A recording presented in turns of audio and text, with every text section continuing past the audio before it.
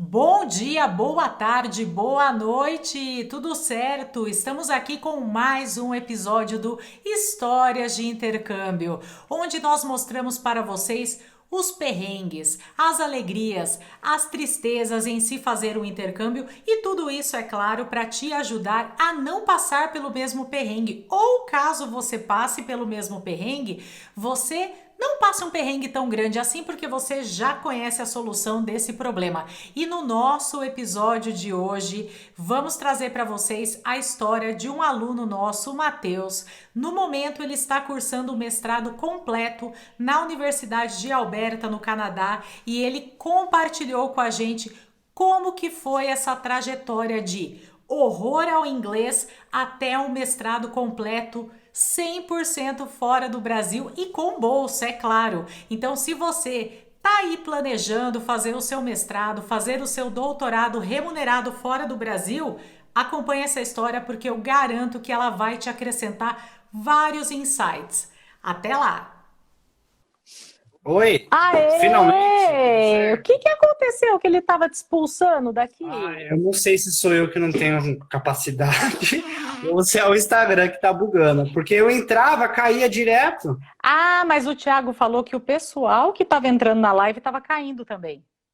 Então eu tô achando que Ah, tá. é bug do. O Instagram tá querendo trabalhar no domingo, gente. É Ah, isso. então até ele tá querendo ficar de férias. Folgar um pouquinho. Folgar um pouquinho. E aí, Matheus? Tudo bem com você? O pessoal está ansioso pela sua presença, viu? Acho que eu fiz muita propaganda sua. Tudo bem, gente, tudo bom com todo mundo aí também? Aqui passando um pouquinho de frio, na verdade hoje nem tá tanto. Hoje tá calor aqui hoje, tá temperatura positiva, tá 3 graus, meu computador tá falando. Aí, gente, olha isso, está calor. São incríveis É, então, porque 3 graus. Olha que coisa. porque quando eu cheguei aqui, no dia que eu cheguei tava -7. Uma semana depois foi para -20, 2 semanas depois chegou a -38. Então tá calor. Menos Tá trinta bem. e oito. Quando que você imaginou que você ia ver uma temperatura dessa? Nunca. Nem sabia que era possível sobreviver numa temperatura dessa. Que dirá eu tá lá. Ai, ai, muito bom. Matheus, primeiramente, obrigado por ter aceitado o meu convite para conversar com o pessoal aí. Para a gente é muito bom ter você aqui contando um pouco da sua história, até porque a sua história é uma história extremamente interessante, enriquecedora e incentivadora. É por isso que a gente trouxe ela aqui para compartilhar com o pessoal. E eu sei que tem gente aqui na live que está querendo ir para o Canadá. Então, acredito que você vai ter perguntas, viu? Provavelmente vão fazer perguntas para você. Mas antes, me conta um pouquinho, quem é Matheus? O que Matheus é formado? O que Matheus fez da vida até agora? Perfeito. Então, gente, prazer, meu nome é Matheus, né? Não sou uma figura pública, ainda não, Ainda. mas eu sou zootecnista, me formei em 2019 pela universidade, pela Unesp, né? Unesp Botucatu, e durante a graduação trabalhei com várias coisas, equino, com comportamento de muar, trabalhei com búfalo, trabalhei com um monte de coisa, né? E durante a graduação que eu conheci a Teacher, né? Acho que eu fui, nossa, nem sei, 2016, 2017, Foi logo no começo. mas eu acho que sou mais antigo do que a TK English. É verdade, é verdade. Ele é É, da época da English Fan ainda. pois é. E, enfim. E eu fiz graduação e depois entrei para o mercado de trabalho, né? Trabalhei na indústria por 2 anos, na área de departamento de qualidade, né? E depois pensei, né? Poxa, né? Eu sempre tive o sonho de trabalhar na área de nutrição, né? Trabalhei paralelo com isso, tive algumas funções dentro da indústria, trabalhando com a parte de nutrição, mas sempre quis trabalhar mesmo, ter o meu foco de carreira na nutrição. E então que veio a oportunidade do mestrado aqui no Canadá, né? Mas, assim, não foi uma coisa muito planejada, nunca foi um sonho meu estar aqui. Pelo contrário, eu tinha. A gente vai conversar ao longo da live e vocês vão entender. Eu sempre tive um problema com o inglês muito grande mesmo. Não vou falar que está 100% resolvido, mas, nossa, eu acho que 98% dos meus problemas já foram, entendeu? Na verdade, o meu problema com o inglês é meu. né? É um particular meu, questão do meu perfil. No inglês não tem nada demais. E, enfim. E aí que acabou dando certo eu fazer o mestrado para cá, e aqui estou eu. E voltando um pouquinho na história do inglês, como que você começou a ter contato com o inglês? Qual foi seu primeiro contato? Eu acho que como a grande maioria das pessoas, né, a gente atualmente, né, o primeiro contato com o inglês é ainda no fundamental, né? A gente tem aquela 1, 2 horas por semana de inglês no fundamental e acha que isso tá bom, né? Acho que isso tá resolvido. E lá atrás ainda, no fundamental, eu comecei a fazer uma aula, não particular, mas numa escola de inglês, né? Paralelo ao que eu tinha já no meu sistema da minha grade da graduação do fundamental, mas enfim, só que era aquele tipo de escola ainda naquele sistema tradicional de gramática, né? Então você entra lá com o verbo to be, depois com do, does, depois advérbio de frequência, todo aquele roteiro que todo mundo sabe, né? E aí chegou no colegial, né, com pressão de vestibular.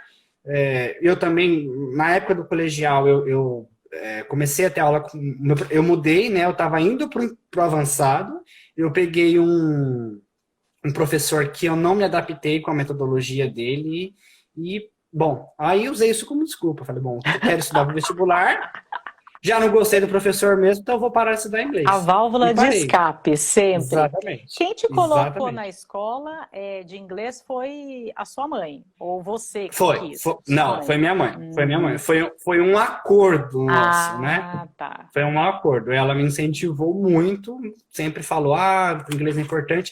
Mas eu acho que naquela época, isso eu tô falando coisa de o quê? 10 anos? Talvez, uns 10 anos atrás, pelo menos na minha família, na minha vida, o inglês é uma coisa muito distante. A gente eu sabia da necessidade, sabia que o inglês era importante, mas só se eu quisesse alguma coisa diferente, mais para frente eu vejo, assim, uma coisa muito distante, sabe? Uma coisa que você não tinha necessidade imediata de estudar inglês. Sempre foi uma coisa muito distante para mim, né?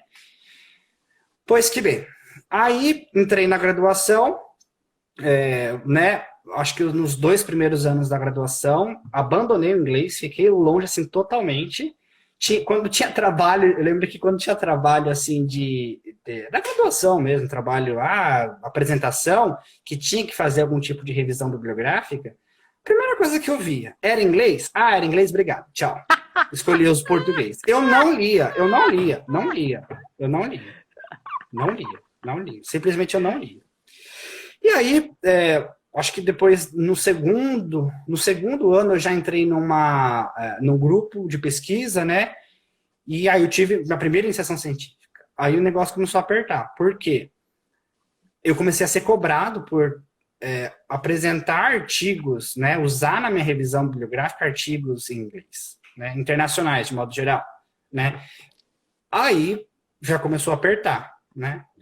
Aí, resumidamente, né, depois eu entrei num outro grupo de pesquisa que eu comecei a usar muito mais, né, as técnicas científicas de redação, e aí sem inglês não tinha como.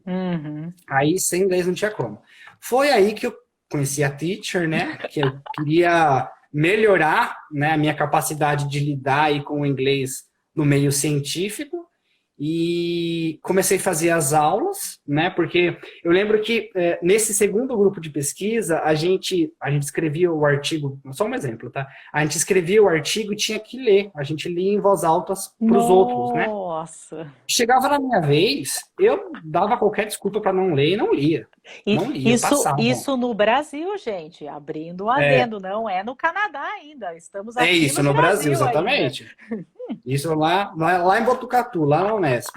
E, inclusive, esse escape eu trouxe de muito tempo atrás. Eu lembro que ainda no fundamental tinha uma professora de inglês que ela dava um texto, todo mundo tinha que ler um parágrafo. Então, o aluno lia um parágrafo, depois ia para a carteira de trás, de modo que todo mundo lia pelo menos um parágrafo. Na minha vez, eu ia para o banheiro. Eu ia pro banheiro. Eu ficava calculando quanto tempo mais ou menos eu ia precisar, quanto tempo, quando ia chegar a minha vez, para eu poder ir no banheiro e não dar tão na cara que eu tava fugindo. Então eu dava assim, era todo um cálculo matemático, uma equação que eu tinha que fazer na minha cabeça para fugir do inglês, né? E essa característica eu trouxe por muito tempo, né? Então, ainda na graduação, eu ainda fazia isso. E aí eu falei, gente, não tá dando, tá ficando apertado, né? Uhum. Foi aí que eu conheci a Teacher, acho que lá em 2016, 2017. A gente começou com o curso presencial, né? Acho que mais voltado para a parte de conversação, para a gente destravar, né, um pouco. E depois, eu acho que foi a primeira turma sua, acho que de Foi inglês a primeira voltado turma. específico, né? Uhum. E aí a Titi até me relembrou nessa semana que quando apareceu essa oportunidade de fazer o curso, eu pensei se eu queria fazer mesmo, porque o curso era voltado para você fazer intercâmbio, né? Assim, o objetivo do curso, pelo que eu entendo, é te habilitar quando você for ter um intercâmbio, você tá mais preparado, né?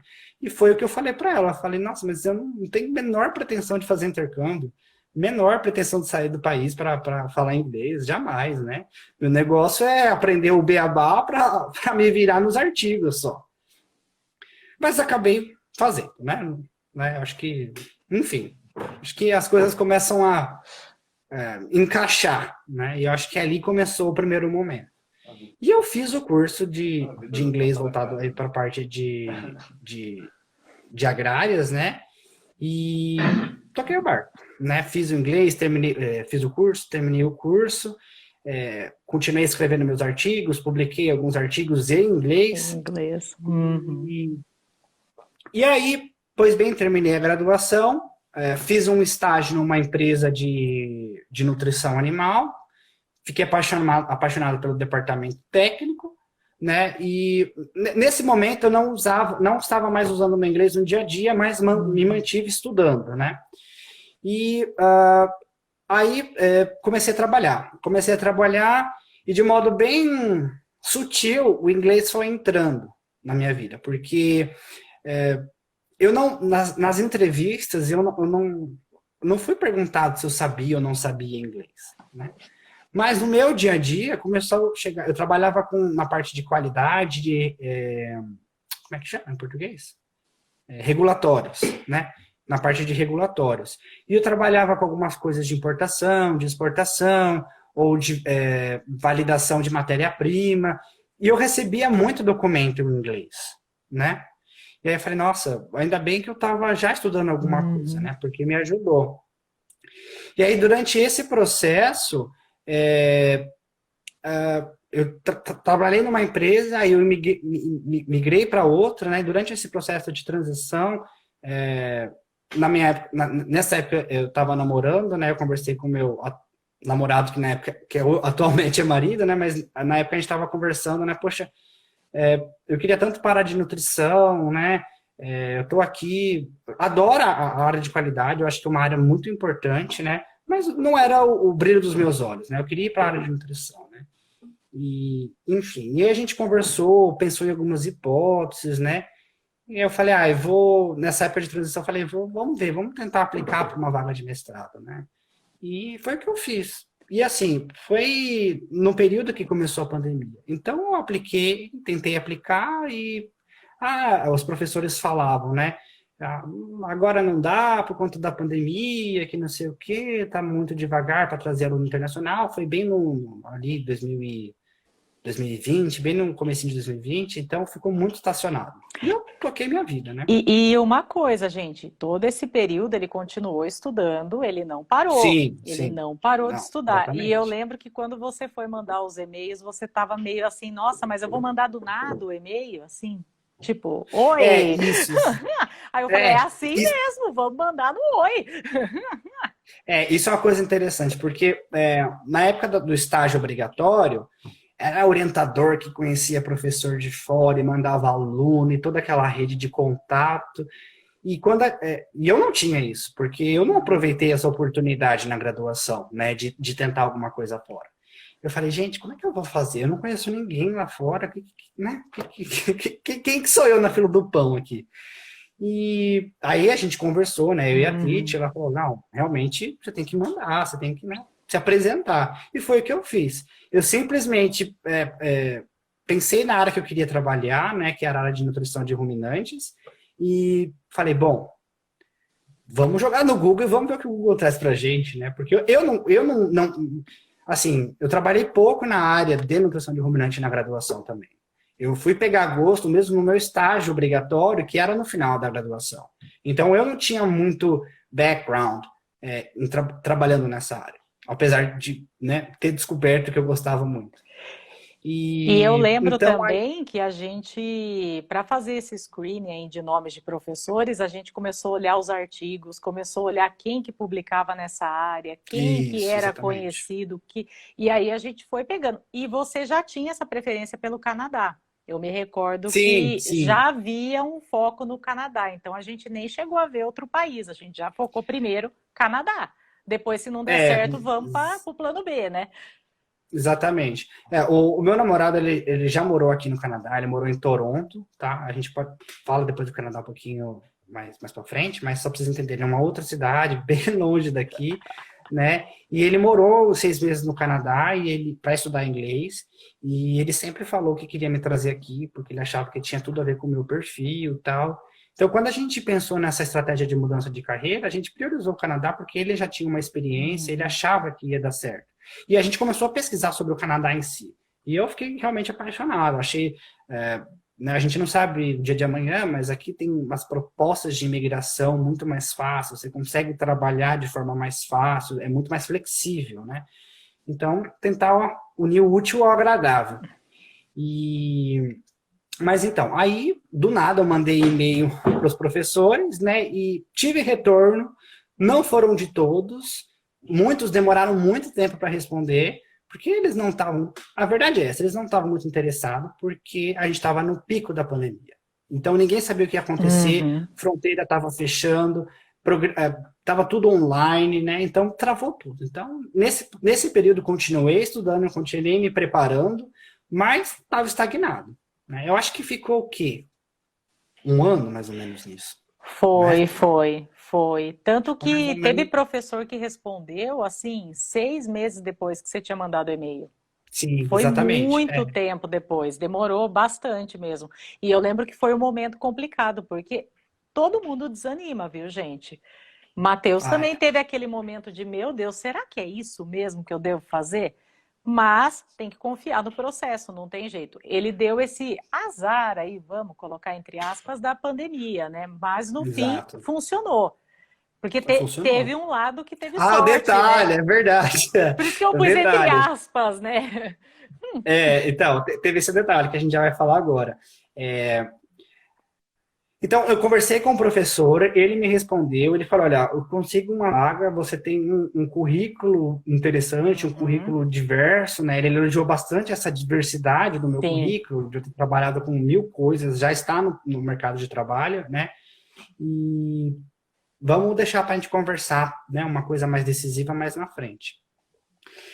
E aí passou, né? Eu sabia, assim, tinha alguns pré-requisitos. Porque uma coisa, deixar claro, né? Mais fácil. Uma coisa é o professor te aceitar, pelo menos aqui no Canadá, na universidade que eu tô, né? Que é a Universidade de Alberta. Uma coisa é o professor te aceitar. Outra coisa é a universidade te aceitar. Então, eu sei que de universidade para universidade o processo muda, mas na Universidade de Alberta, aqui em Edmonton, o primeiro passo é o professor te aceitar. Depois, você aplica para a universidade. Para o professor te aceitar, existem alguns pré-requisitos que ele vai escolher. Porém, para a universidade te aceitar, existem pré-requisitos que estão bem descritos no site da própria, ou no departamento da própria universidade. Então, quando ele falou para mim que eu seria um potencial estudante, né, a gente iria ter uma entrevista para conversar sobre isso, o que eu fiz nesse período, né, que foi acho que uns 6, 7 meses, ou mais ainda? Eu me preparei para os pré-requisitos da universidade, né? Falei, bom, se ele topar me aceitar, eu já vou estar com tudo pronto na universidade, é só pegar as coisas e aplicar. Um desses pré-requisitos era a temida prova de proficiência, né? Que o Canadá, ele aceita, né? Em geral, ele aceita, acho que 3 provas, eu não lembro o nome da terceira, mas é uma que só tem no Canadá, né? Então, seria para pessoas que já estão no Canadá. Mas as 2 possíveis da gente fazer seria o TOEFL e o IELTS, né? Que são provas que, né, eu acho que a grande maioria das pessoas sabem, são provas super complicadas, complexas, absurdamente caras, super caras. Então, assim, eu estava muito preocupado de ter que fazer essas provas, porque, sinceramente, eu não sei se eu iria conseguir se eu tivesse que fazer essas provas. Não sei. E aí, com a questão da pandemia, essas escolas, né, essas provas, elas foram canceladas, porque não tinha como se fazer. O que a universidade fez? Ela teve que se adaptar, né? Então, ela começou a aceitar provas de proficiência online. E eu fiz, então, o Duolingo, que é uma prova de proficiência que na época era aceita, não sei se hoje ainda continua sendo aceita. E sobre o Duolingo, não sei se dá para dizer que é mais fácil em termos de conteúdo de inglês, só que eu acho que é muito de perfil. Eu me conheço, eu sei que eu fico nervoso, eu sei que eu fico ansioso, eu ponho uma pressão excessiva nas coisas que eu faço. Então, para eu fazer a prova do IELTS ou do TOEFL, eu ia ficar muito preocupado, ia ficar muito nervoso, porque é uma prova cara, se eu errasse, eu teria que fazer uma segunda vez. E assim, quando eu digo caro, eu lembro que você paga em dólar, né? Então, eu lembro que o TOEFL no IELTS, na época, estava R$800. Gente, se eu fazer essa prova e errar, tô lascado, como que eu vou fazer? É muito dinheiro. O Duolingo, por outro lado, ele era muito mais barato. Eu lembro que eu paguei $80, na época eu acho que dava uns R$200. Uma quantidade. Ele tá saindo, gente, $49 a prova do Duolingo. 49? É muita tá mais diferença barato. de preço, é Exatamente. absurdo. E o Matheus deu por isso que eu coloquei entre aspas o lance da pandemia, né? Deu o azar da pandemia. O que acontece? O TOEFL, eles não tinham prova online, eles não tinham a Home Edition que eles têm agora. Então, quando começou a pandemia, o Duolingo Test já existia, já era uma prova aí conhecida, mas ela não era uma prova tradicional para aplicação em universidade. O pessoal não usava, era raro você ver uma universidade usar essa prova. Como entrou a pandemia? IELTS não tem Home Edition. TOEFL não tinha também na época. Tiveram que aceitar Duolingo. Eles não tiveram para onde correr. Aí a galera da ITS correu atrás para fazer a prova do TOEFL como Home Edition também, porque senão ia perder dinheiro. Basicamente foi isso que aconteceu. E nesse vácuo aí, o que eu pensei? Tem que aproveitar isso aí, gente. Faz a prova, entrega esse trem, nem que você vá daqui 1 ano, mas entrega o papel logo. Porque entregando a documentação é aquilo. Não vai mudar no meio do caminho. Exatamente. E eu tava com pressa, porque a prova tem uma validade, né? A certificação tem uma validade. A universidade, eu não sabia porque o que a gente sabia da universidade eles vão aceitar a prova do Duolingo por um determinado período. Não falaram até quando. Então eu tava morrendo de medo de perder essa oportunidade e ter que fazer outros tipos de prova que para mim ia ser mais difícil, né? Pois bem, fiz a primeira prova do Duolingo. Eles são bem exigentes, porque como você faz online de casa, então eles são bem exigentes na metodologia que você vai fazer, né? Então eu tenho mania, por exemplo, de quando eu vou digitar, ficar olhando pro teclado para ver se eu tô digitando certo. E por conta disso, eles não aceitaram a minha primeira prova, porque eles falaram que eu não estava olhando focado na câmera, né? Falei, gente, como que eu vou fazer essa prova, né? Bom, eles não avaliaram na primeira prova, mas também eu não tive que pagar de novo para fazer o teste, só fiz uma vez. Aí na segunda tentativa que eu fiz, aí eles avaliaram, aí chegou a minha nota, eu precisava de 115, tirei 115, cravado.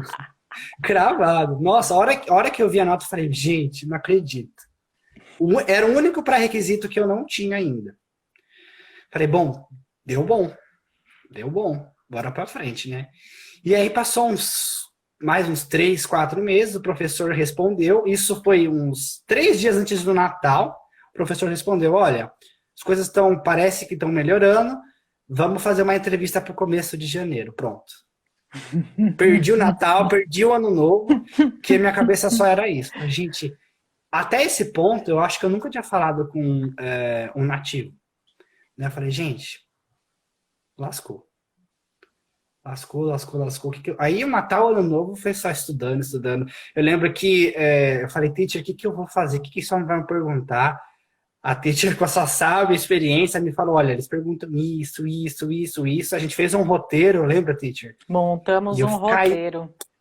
Caí em cima desse roteiro, estudava. Nossa senhora, acho que eram umas 15 questões e estudava que nem um louco. E aí chegou o dia da prova. Nesse detalhe, só para dar mais ou menos uma ideia de quão medo tinha do inglês. Eu fiquei muito assustado, porque eu não sabia da capacidade que eu tinha, o que iria acontecer, eu não sabia. Eu lembro que isso nunca aconteceu comigo, não é exagero, foi realmente um fato. Eu teve um dia aí, uns dias antes da entrevista, eu acordei chorando, de soluçar, e porque eu tive um pesadelo que eu estava tentando conversar em inglês com o professor e eu não conseguia. E aí os meus colegas de laboratório, o pessoal do time, começou a dar risada de mim porque eu não conseguia me expressar em inglês e o professor começou a incentivar eles a darem risada de mim porque eu não sabia. Então, assim, né, olha a mente da pessoa onde vai parar. E eu acordei chorando, desesperado, sabe? E eu fiquei muito nervoso na época. E, né, neuro da minha cabeça. E aí chegou o dia da entrevista. Eu fiz a entrevista, eu acho que no geral foi boa, eu acho que foi porque senão eu não estava aqui, né? Assim, teve momentos que eu não entendi, né? Teve momentos que eu fingi que entendi, concordei. Teve momentos que eu não entendi e simplesmente deixei passar. Teve momentos que eu não entendi e perguntei para ele, né? Pedi para ele explicar direito. Deu tudo certo. E no final da entrevista ele falou, olha, você vai passar por uma segunda avaliação, que é fazer a entrevista com os seus futuros possíveis colegas de trabalho. Aí eu falei, nossa, agora caiu a casa. Porque a gente não estava esperando isso, né, teacher? Eu achei que ele não ia fazer essa entrevista. Eu falei, acho que ele vai só passar por ele e no máximo que ele vai fazer é pedir para alguém de um departamento de inglês conversar com o Matheus por conta do inglês. Porque o que acontece?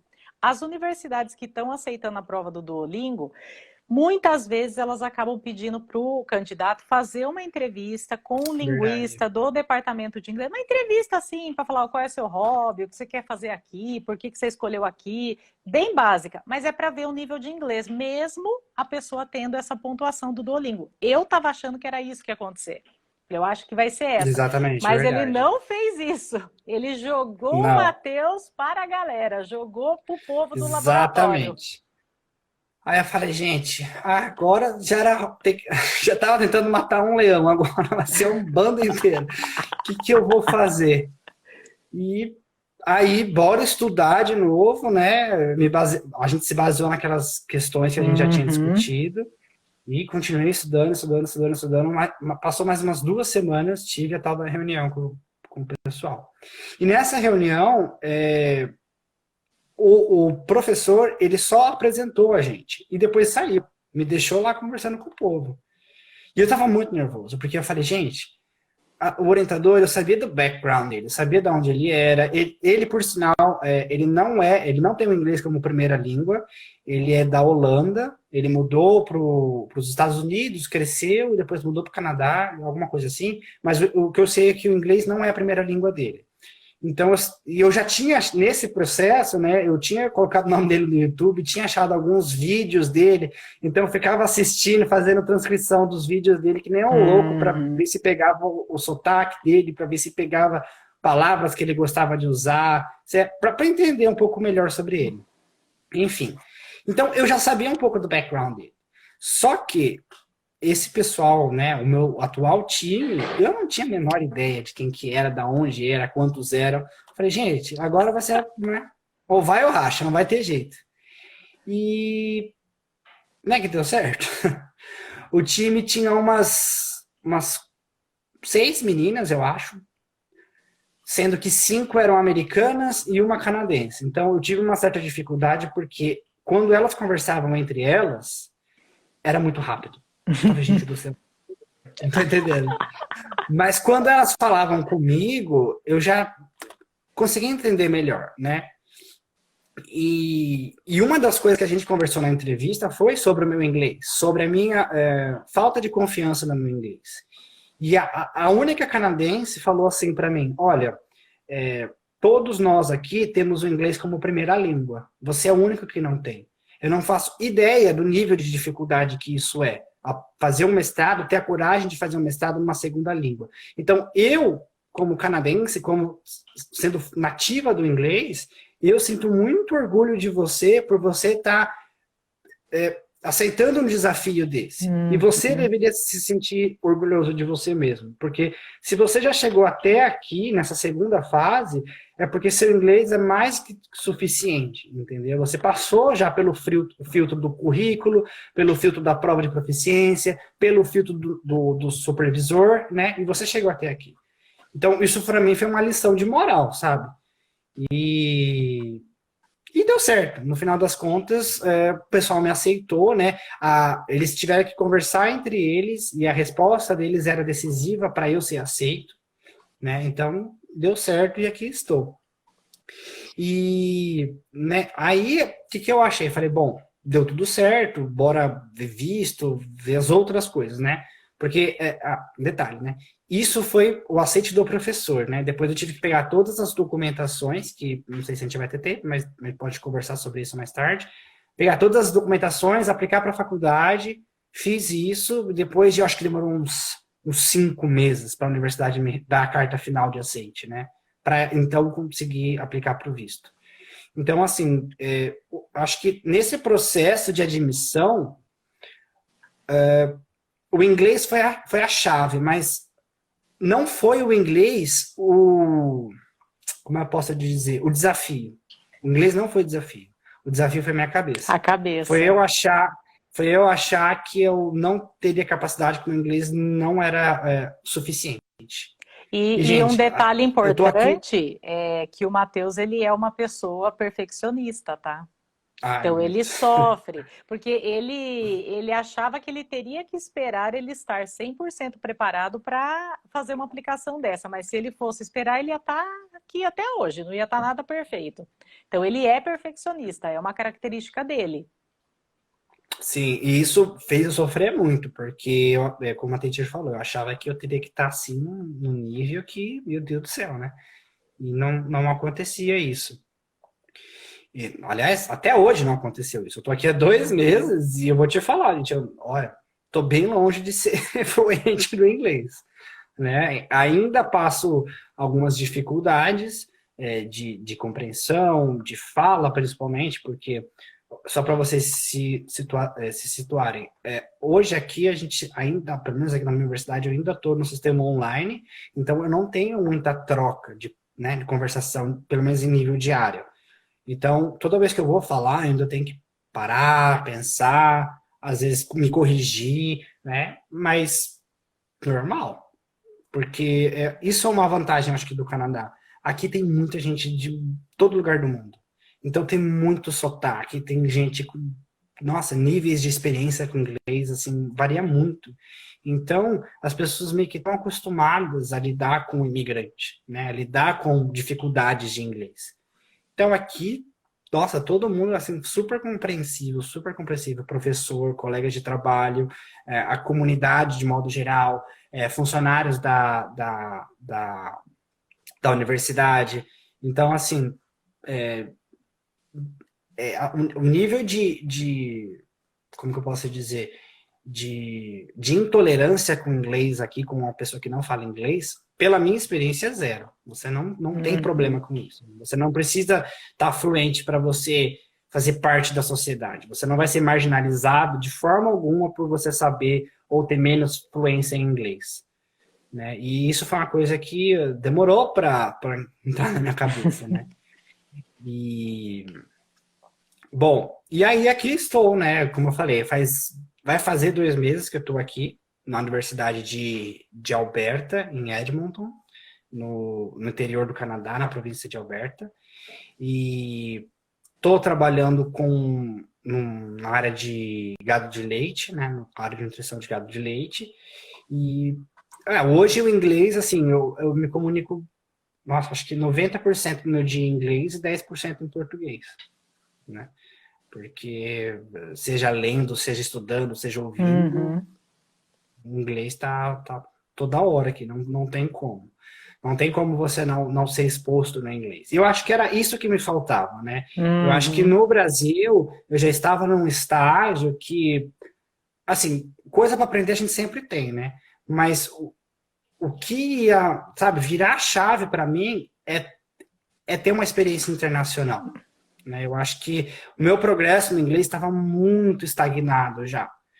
E aí, esse desafio, né, de vir para uma universidade internacional foi o que, né, foi a chave, foi o que eu precisava, assim, para melhorar o meu inglês. Ainda não sou fluente, como eu disse, mas eu já sinto, eu falo bem devagar agora, porque eu tô nessa fase, sabe?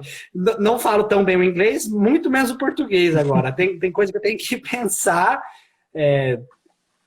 bastante, porque no dia a dia tem coisa, você começa a pensar em inglês, você começa, sabe, você começa a usar mesmo o inglês, não para estudar, mas você começa a usar o inglês para viver. Então começa a ter um efeito deletério no português em algumas palavras, pelo menos nessa fase de transição.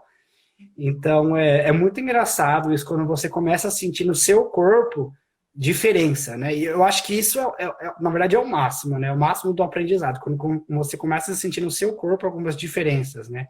Em relação ao inglês.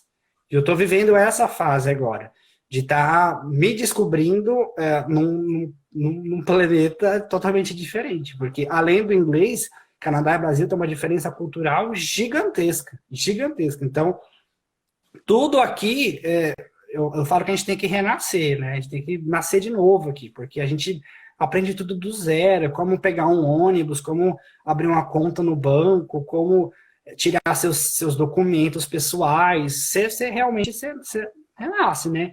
E uma coisa é você estudar inglês, outra coisa é você resolver os seus problemas em inglês. Com inglês, então, assim, a chave vira totalmente, né? Não é impossível, você não precisa ter o inglês perfeito, mas você precisa ter em mente que se você esbarrar numa pessoa na rua, a pessoa vai considerar que você fala inglês. Né? Ela não com sotaque ou sem sotaque, mais ou menos, mas ela vai esperar que você fale inglês. Então, na universidade é a mesma coisa. Eles não esperam que você saiba o inglês 100%. Só que eles só vão falar inglês, vão partir do princípio que você sabe o inglês, entendeu? E isso é uma coisa que eu ainda sinto, porque, por exemplo, o professor está dando uma disciplina X, se surge algum termo específico, ele pressupõe que você sabe aquilo. Se você não souber, não tem problema. Você para a pergunta, ele te responde na maior naturalidade. Só que não espere que ele vai te explicar um termo técnico partindo do princípio que você não sabe. E nesse ponto, o curso que eu fiz com a teacher de nutrição animal, né, o curso aplicado, foi assim, o que facilitou muito minha vida. Porque hoje eu tenho mais dificuldade de expressar coisas abstratas do que entender algum assunto técnico. Né? Porque eu já vim trabalhando o vocabulário técnico há muito tempo. Lá em 2017 eu fiz esse curso, continuei esse tipo de estudo através de artigo científico. Então, assim, eu tenho mais facilidade com termos técnicos hoje do que com expressar sentimento, coisas abstratas, né? Que é um nível, você precisa de um nível de inglês muito maior, porque você não sabe usar, tipo, as palavras não querem dizer exatamente aquilo, né? Você usa mais, tipo, metáfora, coisas desse sentido. Então, ou gíria, são coisas que eu ainda tenho mais dificuldade do que vocabulário técnico.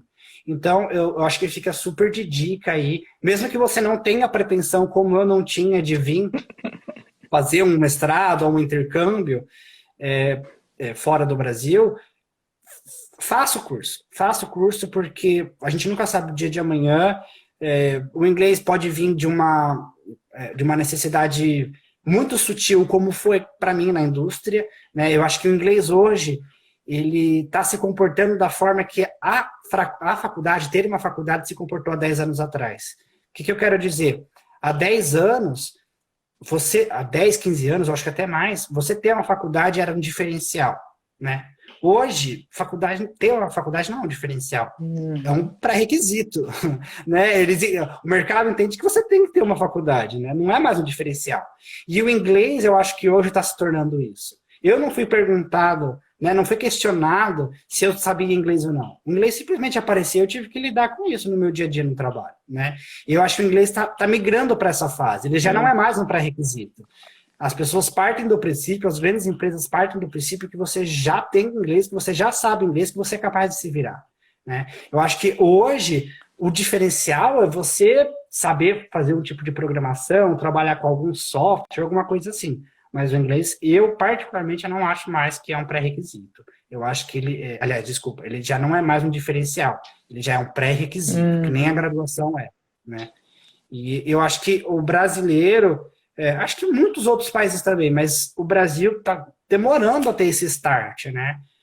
Eu demorei para ter esse start, né? Eu tenho tive alunos da graduação que sabiam inglês já fluente, né? E eu fui os atrasados da turma, em termos de inglês.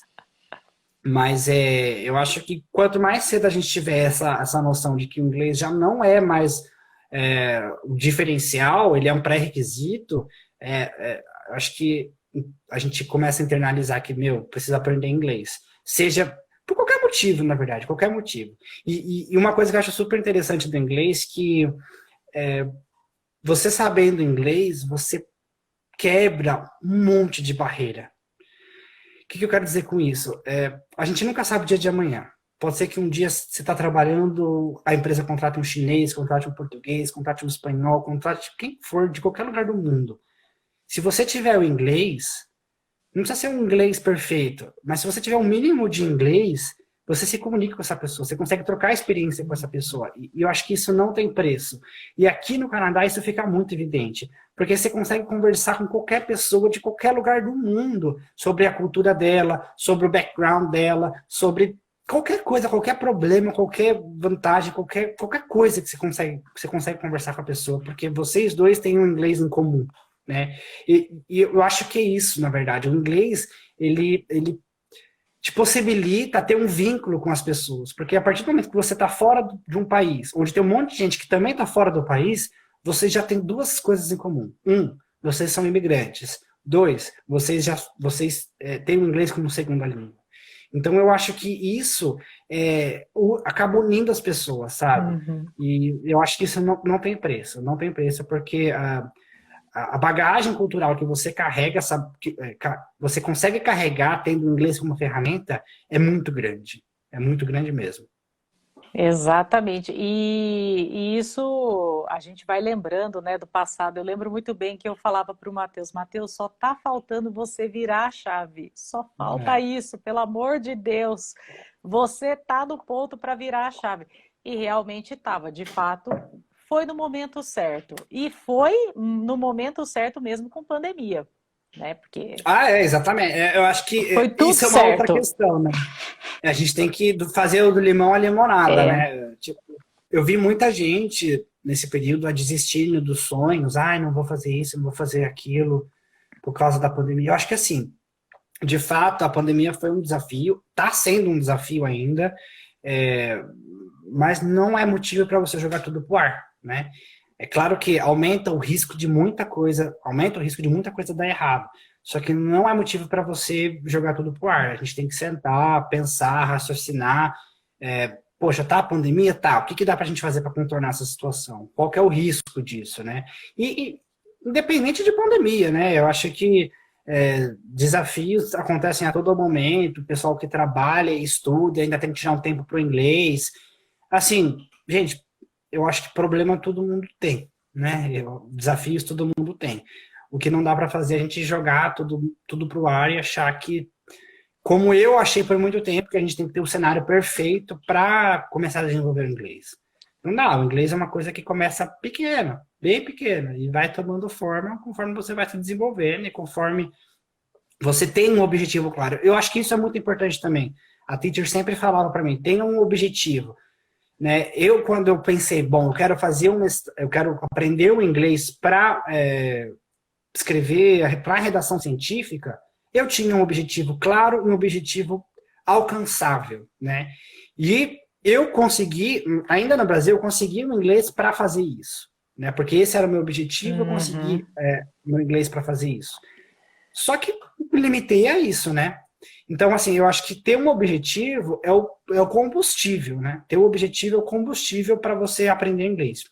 E outra coisa que eu acho importante é ter um objetivo alcançável, um objetivo acessível. O que eu quero dizer com isso? Eu quero aprender o inglês porque eu quero ser o diretor de uma multinacional. Ótimo, né? Super bacana. Só que quanto tempo você vai demorar para alcançar isso, né? Quanto tempo você vai demorar para... Então, assim, eu acho que você tem que ir aos poucos, fazendo metas por mês, por ano, por semestre, não sei, o que for melhor para você. Mas tendo metas que sejam alcançáveis. E com o tempo, você vai aumentando essas metas, né? Você vai aumentando o nível de dificuldade dessas metas, aumentando o seu objetivo. E aí, então, você se motiva porque você consegue alcançar esse objetivo. É uma coisa palpável, né? O que eu quero dizer é o seguinte, você sendo diretor de uma multinacional, pensando no inglês só para isso, o caminho é muito longo. Então, a chance de você se perder nesse processo é muito grande. Então, eu acho que ter um objetivo e ter um objetivo palpável foi uma estratégia que funcionou muito bem para mim, né? E eu recomendo para quem está meio perdido aí, para quem não tem um objetivo claro, procura um objetivo, foca no para que o inglês é importante para você, o que você quer do inglês e segue o barco. Aí, tendo objetivo, você consegue traçar um plano, né? Traçar Sim. as estratégias que você vai ter que seguir para você alcançar esse objetivo. Então, eu acho que é uma dica valiosa aí. Se o Matheus, lá no começo, quando ele começou a fazer as aulas de inglês, ele falasse, eu quero fazer mestrado no Canadá, ele ia desistir no meio do caminho, gente. Porque eu estava no começo exatamente. Eu estava no começo da graduação ainda, na metade pro começo, né? Então, assim, ia demorar muito tempo. Eu acho que metas menores no começo são mais eficientes. Eu acho que a gente consegue lidar melhor com o inglês tendo metas mais tangíveis, né? Matheus, tem umas perguntas aqui, deixa eu voltar. Não, bora lá. Deixa eu voltar que passou, deixa eu ver. Aqui. Uma dúvida. Saindo do mestrado ou doutorado entre Canadá ou Estados Unidos, qual seria a melhor opção para trabalhar? Para trabalhar, olha, eu não passei por essa fase ainda, né?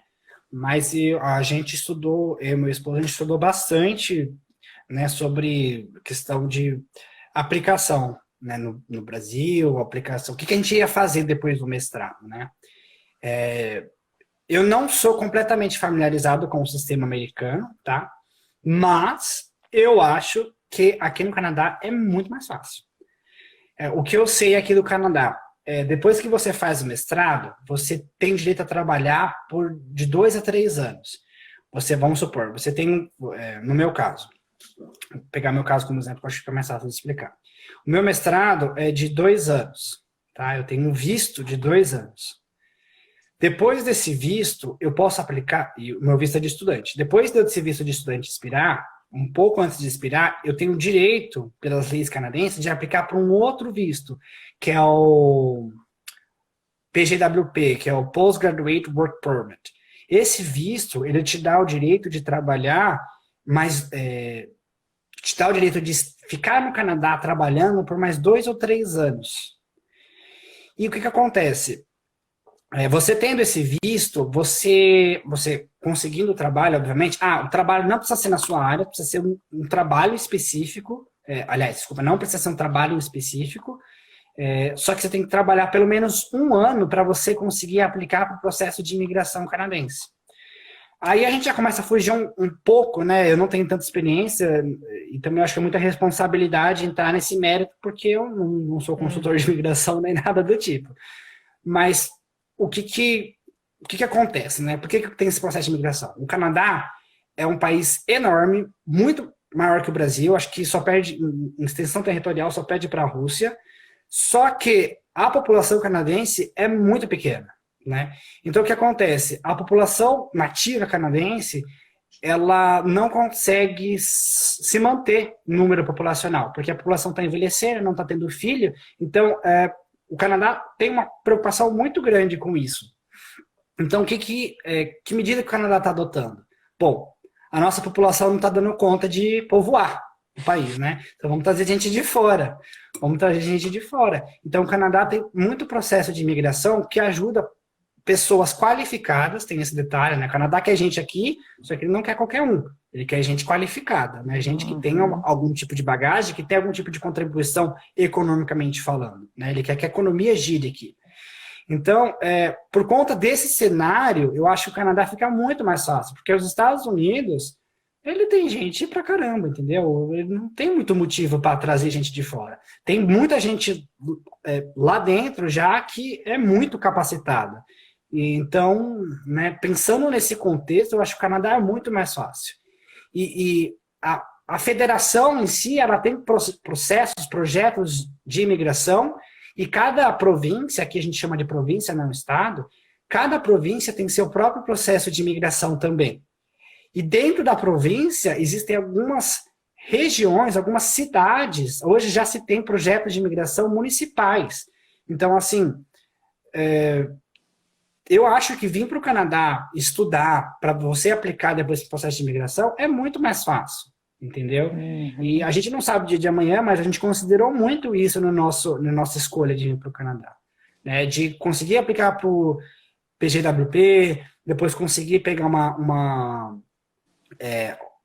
porque existe a imigração provincial e tem a imigração federal, né? Você conseguir a imigração provincial, depois para você conseguir a imigração federal é muito mais fácil. Então, eu acho que isso é um assunto muito grande, né? Mas que precisa ser muito bem avaliado, muito bem estudado, mas eu acho que, de modo geral, eu acho que dá para dizer, sim, que o Canadá, depois que você faz o mestrado ou o doutorado, é muito mais fácil de você ficar por aqui, você conseguir migrar, conseguir trabalhar. Espero ter respondido a dúvida, bem grande o processo, porque realmente é um negócio bem complexo, ainda mais no meu caso, que eu nunca estive nos Estados Unidos, né? E eu acho que uma coisa importante de se falar, eu só saí do Brasil para países que falavam espanhol, porque eu tinha medo do inglês. Então, eu nunca pisei nos Estados Unidos, nunca pisei na Europa. O Canadá é a minha primeira experiência, assim, de países anglófonos. Isso. Obrigado. Mais alguma dúvida? E é mais fácil, nesse caso, por exemplo, se você já tem o título de mestre ou de doutor e você está querendo ir trabalhar, o processo é um pouco mais complicado, viu, gente? É mais fácil fazer da forma que o Matheus comentou. Você vai para fazer a tua pós no Canadá e aí você pega o visto da Work Permit e começa o processo. É mais com certeza. fácil. Exato. Aqui no Canadá, independente da sua área, eles valorizam muito o que eles chamam de Canadian Experience. Você precisa entender o que significa isso. Você precisa entender como que o mercado de trabalho canadense funciona. Ou pelo menos entender como que a cultura canadense funciona. Né? Então beleza, você tem um mestrado, tem um doutorado aí no Brasil, mas o que de fato você sabe aí no Brasil que é aplicável para o Canadá? Né? Você estudando aqui, fazendo mestrado aqui, o mercado de trabalho enxerga que você já teve condição de aprender alguma coisa, né? Canadense. Você teve a condição de entender um pouco do mercado canadense, como a produção de modo geral, a produção da cadeia animal funciona de modo geral. Então, sim, eu acho que vir para cá para fazer um mestrado, um doutorado, ou um college, seja lá o tipo de curso que você for fazer, é a melhor forma. Porque eu acho que existe sim alguns casos que a pessoa consegue uma oferta de trabalho aí do Brasil, só que a pessoa tem que ser assim, de um nível de, nem sei como expressar, a pessoa tem que ser muito boa, assim, a pessoa tem que ser a única, né? O Canadá tem que enxergar que não tem alguém no mundo como você, entendeu? Então, assim, a chance é muito pequena. Tanto que quando vocês foram aplicar, uma primeira ideia era fazer o contrário do que eles fizeram. Era o esposo do Matheus aplicar. Isso, porque E eu lembro existem. até que logo que o Matheus falou isso para mim, eu falei, é mais fácil fazer o mestrado. Eu lembro que eu ainda falei assim pra Titi, eu falei, eu não queria fazer o mestrado porque eu acho que vai ficar muita carga no meu ombro. Porque a gente lembra disso, Titi? Eu falei, eu acho que eu não Lembra? vou dar conta de fazer o mestrado. Porque eu estava trabalhando, meu esposo estava trabalhando, a gente já estava numa vida estável, né, no Brasil. Uhum. A gente já tinha casa, já tinha carro. Então, assim, largar tudo para vir para cá foi assim. Eu tinha muito medo de fazer isso comigo fazendo mestrado, porque o meu esposo, por ser, né, por a gente ser casado, ele tem direito a um visto de trabalho aberto. Né? Ele pode trabalhar em qualquer lugar, em qualquer área, em qualquer função, desde que a empresa esteja de acordo, né? Uhum. Só que o visto dele é vinculado com o meu. Se eu Sim. falhar em fazer o meu mestrado, se eu falhar em conseguir me manter no mestrado, eu posso ser deportado, perder meu visto e ele também. Então, eu tinha uma carga emocional muito grande a gente está saindo de uma vida relativamente confortável no Brasil para fazer um curso que se eu não conseguir acompanhar, a gente volta com uma mão na frente e outra atrás.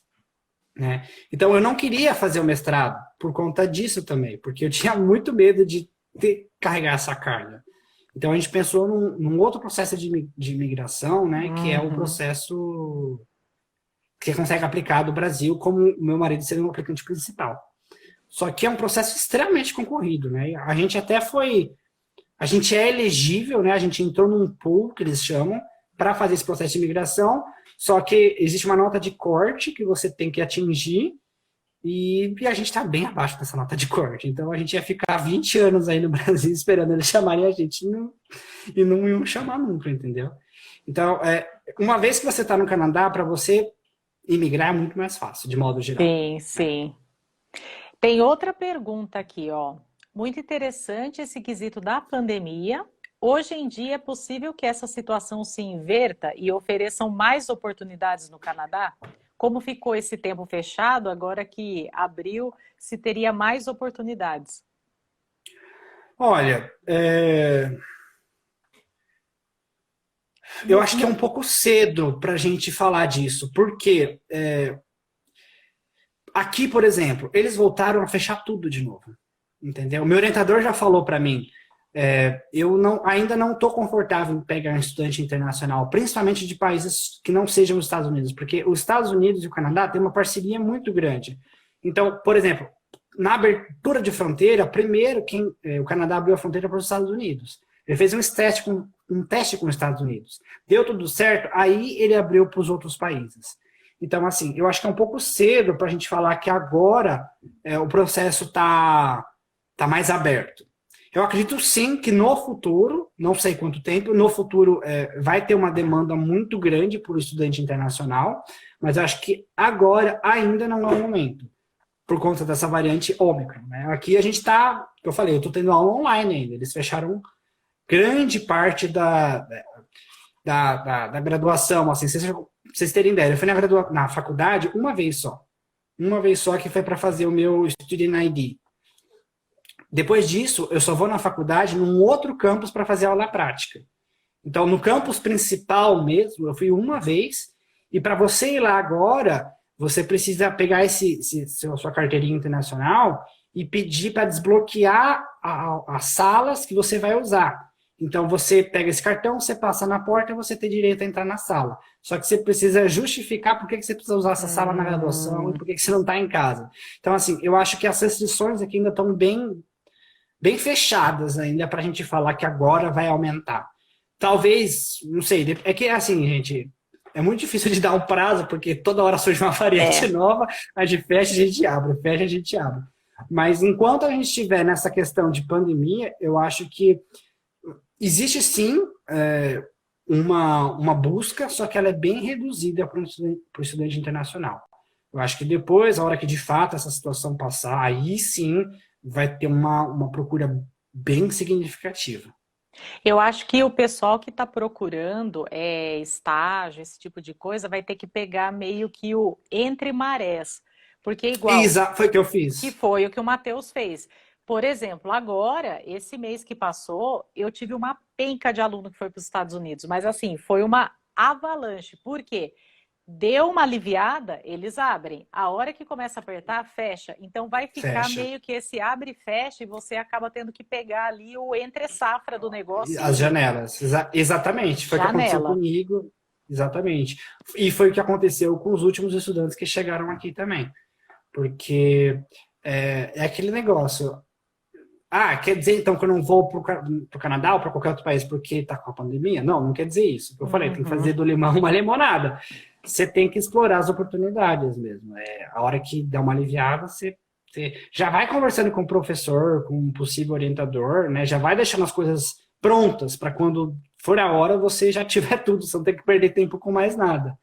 Mas em falar que agora tá fácil de vir, eu discordo. Eu acho que ainda a gente está na fase que está fechada. É bem isso. Tem uma outra aqui.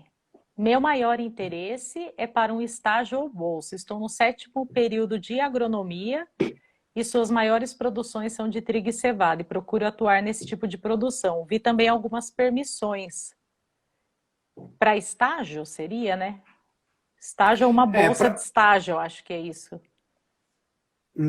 Para estágio eu já não tenho tanta informação, porque eu não fiz meu estágio aqui, né? Eu nunca procurei por isso, mas eu nem sei o que eu posso dizer sobre isso. Eu acho que é possível, sim. Eu não, particularmente, eu não conheço ninguém que fez algum. Conheço pessoas que fizeram estágio, sim, para aprender inglês ou para aprender alguma coisa em específico, só que muitos desses cursos foram. A pessoa teve que pagar, né? A pessoa pagou para vir para cá. E eu acho que é importante eu falar isso. O meu mestrado, ele é totalmente subsidiado. Eu não pago a taxa do curso e eu recebo um salário de volta também. Então, eu não sei se para programa de estágio, se existe algum tipo de bolsa, algum tipo de programa específico que dá essa condição de pagar o teu curso e você ainda conseguir receber alguma coisa. Eu acho que talvez exista um sistema híbrido, talvez, não sei. O Canadá, paga o curso e recebe. Ele é um pouco mais complicado com relação a estágio para graduação. Eles têm um programa deles que o mais comum é o ELAP, que a galera vai bastante para o Canadá, que é específico do Canadá esse programa. Você aplica pelo programa para você fazer o teu estágio de graduação. Aí sim, você não vai pagar nenhuma taxa, o programa mesmo que vai subsidiar isso para vocês, e você recebe também um pagamento para você se manter lá. Mas ele é um pouco mais complicado. Os Estados Unidos é mais fácil, viu, gente? Para estágio de graduação, você manda um e-mail, o professor fala, te pago $1.000, vem aqui, mês que vem você está lá. Eles são mais ágeis nesse ponto, bem mais ágeis. O Canadá, você entra nesse processo, aí você espera. E agora... Eu tenho um aluno que está esperando, já saiu o resultado da bolsa do ELAP, foi aprovado, porém está esperando para conseguir ir. Por quê? Pandemia. O pessoal está segurando, não está recebendo o aluno e a pessoa está sem saber nem se vai, porque como é aluno de graduação, ela vai ter que se formar uma hora. E a hora que ela for se formar, ela não vai ter feito o estágio, não vai dar tempo de fazer o estágio. Então, está um pouquinho mais complicado para o pessoal da graduação fazer estágio. Quais seriam as melhores universidades da área de agronomia no Canadá? Eu acho que depende da área, né, da agronomia, não? Isso. Eu acho que não só da agronomia, mas como qualquer... Tudo bem, você já deu o parâmetro que é agronomia, ótimo. Só que o que da agronomia, né, da área? Por exemplo, aqui, vou trazer para a zootecnia porque é o que eu vivencio. Aqui tem muita universidade boa da área de agrárias, em modo geral, né? Só que o fator clima aqui no Canadá é uma coisa muito considerável, né? Fator clima, fator relevo, uma coisa muito determinante. Então, por exemplo, se você quiser trabalhar com silagem de milho, aqui na província de Alberta não vai ser o melhor lugar para você trabalhar, porque o clima aqui é mais frio, o milho, existe uma produção de milho, existe uma produção, tá, mas não é uma coisa significativa. Então, aconselho você a procurar uma universidade lá do lado oeste do Canadá, ali para Toronto, ali para as províncias do Atlântico, coisas assim. Então, é só um exemplo. O que eu quero dizer? Depende muito da área. Aqui onde eu tô é muito forte, principalmente em gado de corte, também em gado de leite, mas principalmente em gado de corte. Então, se eu fosse trabalhar com, não sei, frango ou suíno, talvez eu não optasse por ficar aqui na Universidade de Alberta, procurasse outra universidade. Então, você tem que pesquisar. Eu acho que a palavra é essa. Você tem que pesquisar, ver onde é a maior demanda e qual que é a sua intenção. Porque se sua intenção, por exemplo, não é ficar aqui, meu, se a universidade te dá o curso, você faz o curso, pega seu diploma e vai embora. Você não está vinculado com a produção, né? Agora, se você pretende ficar, aí sim vale a pena, porque aí você está pesquisando uma vaga de trabalho, prospectando uma futura vaga de trabalho. Então, depende muito da sua área e do teu objetivo. E é isso que eu posso dizer. Tem muitas universidades boas aqui no Canadá, de zootecnia. Zootecnia, eu digo, desculpa, na verdade, a área de agrárias. Tem a University of Alberta, que é a que eu faço, a University of Calgary, que é aqui nessa província, só que mais ao sul. Eu estou em Edmonton, Calgary aqui, dá 3 horas de diferença, mais ou menos. Tem acho que é Dalhousie University, que é uma universidade no Atlântico, na província acho que é de Nova Scotia, não tenho certeza, que é do outro lado do Canadá. Existem outras, tem a Universidade de Guelph, que inclusive tem até um amigo meu que está fazendo doutorado lá. Eu sei que ela é boa na área, principalmente de melhoramento genético, na área de genética. A galera da agronomia vai em peso para lá, viu? Vai em peso, vai. Bastante. Guelph é uma cidade no interior da província de Ontário. Eu acho que ela fica umas 3, 4 horas da cidade de Toronto. Então, assim, depende muito da sua área, depende do que você quer fazer depois. Como eu falei, se você não pretende ficar no Brasil, ficar no Canadá, se a universidade dá o curso que você quer, dá o foco que você quer, você vem, faz o curso e vai embora, entendeu? Agora, se você busca trabalho depois, ou pensa na possibilidade de trabalho, eu acho que vale a pena você considerar o local que você tá mesmo, com um pouco mais de carinho, né? A Emanuele reforçou aqui, ó, a Universidade de Guelph é bem conhecida na área de agronomia, é muito. A Emanuele já mandou, ó. A Emanuele? Uhum. Isso é uma coisa muito importante, gente. Contatos. E quando eu digo contatos, ser cara de pau, não ter vergonha. Não ter vergonha, porque eu já tô chamando a Emanuele de Manu, ela já é minha amiga. A gente não se conhecia, a gente se conheceu por intermédio da Teacher, né? E, nossa, a Manu, assim, eu suguei a mente dela de tanta informação que ela me passou. E detalhe, eu não conheço ela pessoalmente, tá, gente? Eu conheço ela, que a gente conversa bastante, troca informação, mas eu não conheço ela em carne e osso, viu? É minha amiga online. Vou conhecê-la, porque eu vou visitar o Matheus, vou conhecer ela também, já vou exatamente, temos que sair e fazer um rolê. A Manu, ela me ajudou, tem me ajudado ainda muito no processo. Então, assim, o que eu quero dizer? Não tenham vergonha de perguntar, de falar com gente que vocês não conhecem. Isso foi uma coisa assim que foi... desde lá de conversar com o meu orientador, que era uma pessoa que eu não tinha referência nenhuma, ele não me conhecia, até o processo de imigração, o processo de visto, conversar com as pessoas ajuda muito, porque elas têm experiência, elas têm dicas, você aprende com os erros delas. Então, assim, isso foi muito importante, sabe? Você não ter vergonha de você conversar e, fazer amizade. A gente está aqui no Canadá, aqui em Edmonton deve ter o quê? Não sei, uns 300, 400 brasileiros, não sei, mais ou menos isso. Só que acaba que sendo essas pessoas, as pessoas que têm maior vínculo com você. Então você desenvolve uma amizade super gostosa, sabe? Que é o meu caso com a Manu. Eu já fui na casa dela, tô devendo jantar para eles aqui. Tem que ter mesa, hein? Tem que ter mesa. Exatamente. A gente pegou a mesa, a gente faz uma ou 2 semanas. Então, assim,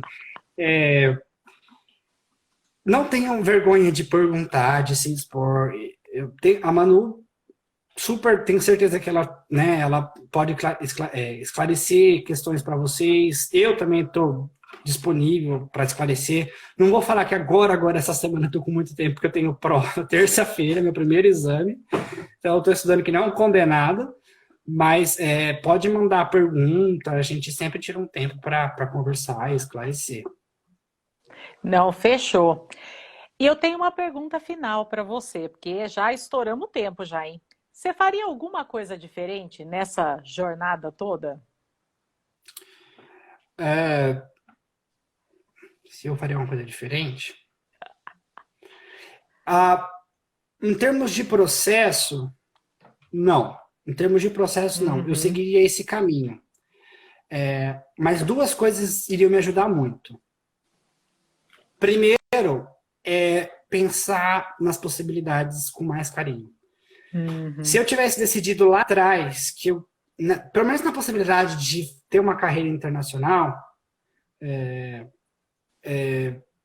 eu iria tratar o que eu estava vivendo com um pouco mais de cuidado. Então, por exemplo, se eu tivesse pensado lá atrás na possibilidade de vir para cá, eu com certeza ia ter um proveito muito maior do seu curso, né?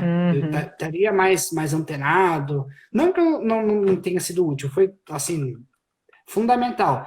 Mas eu acho que eu sabe, você mentalizar, usar isso como um propósito, tendo um propósito maior, eu acho que ajudaria mais a abstrair conhecimento. Abstrair não, né? Obter conhecimento. E a segunda coisa que eu faria, isso é meu, né? É meu.